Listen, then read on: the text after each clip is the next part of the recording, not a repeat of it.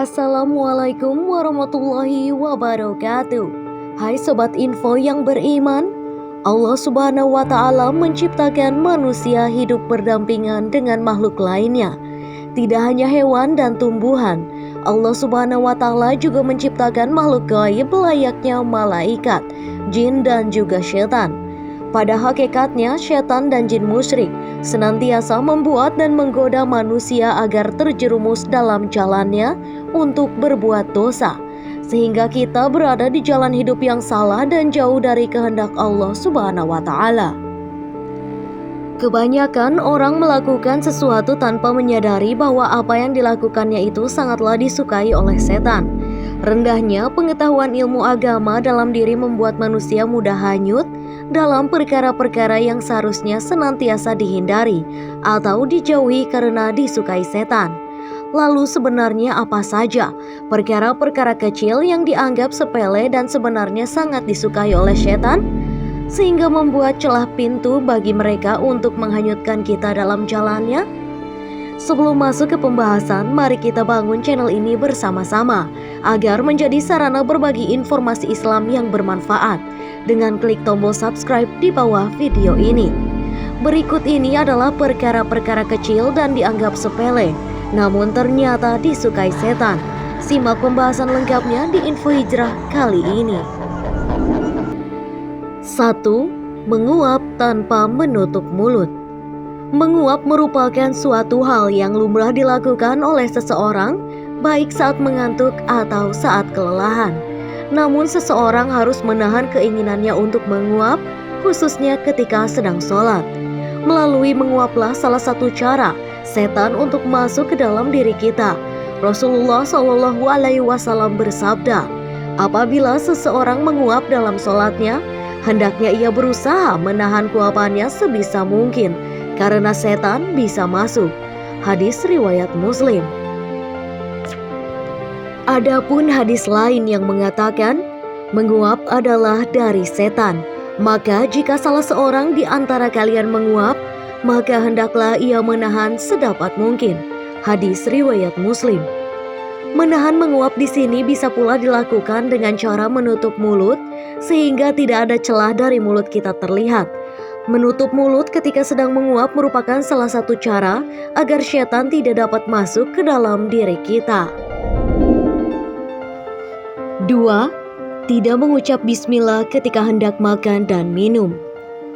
Ketika hendak makan dan minum, sebagai umat muslim kita dianjurkan untuk mengucap basmalah agar makanan yang masuk ke dalam tubuh kita bisa mendapatkan berkah dari Allah Subhanahu wa Ta'ala.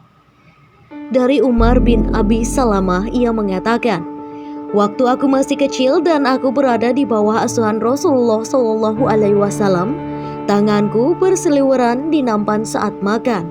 Maka Rasulullah SAW bersabda, wahai gulam, sebutlah nama Allah, makanlah dengan tangan kananmu dan makanlah makanan yang ada di hadapanmu. Maka seperti itulah gaya makanku setelah itu. Hadis riwayat Bukhari dan Muslim. Mengucapkan kata bismillah ketika hendak makan dan minum merupakan hal yang seringkali disepelekan dan dilewatkan. Padahal hal ini merupakan suatu anjuran yang memiliki tujuan baik, yakni agar syaitan tidak ikut menikmati nikmatnya makanan yang kita dapatkan yang merupakan rizki dari Allah Subhanahu wa Ta'ala. 3. Makan dan minum dengan tangan kiri. Di antara adab yang diajarkan Islam ketika makan atau minum ialah makan juga minum dengan menggunakan tangan kanan. Islam melarang makan atau minum dengan tangan kiri karena yang melakukan makan dan minum dengan tangan kiri ialah setan.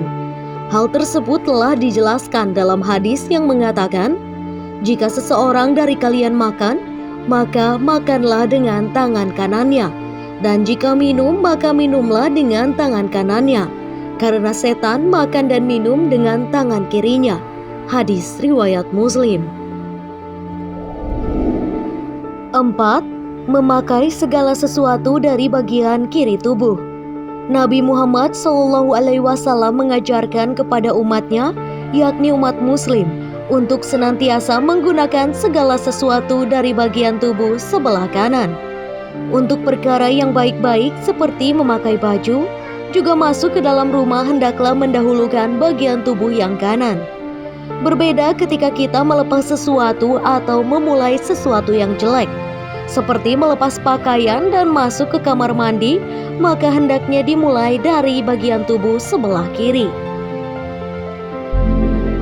Dari Aisyah radhiyallahu anha, ia berkata, Rasulullah Shallallahu Alaihi Wasallam sangat menyukai mendahulukan yang kanan ketika memakai sandal, ketika menyisir rambut, dan ketika bersuci, juga dalam setiap perkara yang baik-baik. Hadis riwayat Bukhari dan Muslim.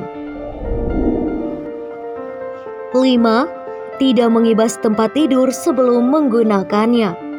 Seringkali kita langsung berbaring dan tertidur di tempat tidur kala merasa lelah tanpa memperdulikan bagaimana kondisi alas tidur kita, apakah bersih atau tidak, rapih atau tidak. Namun di antara tuntunan Rasulullah bagi seseorang yang hendak tidur adalah membersihkan tempat tidurnya atau alas tidurnya dengan cara mengibasnya sambil membaca bismillah.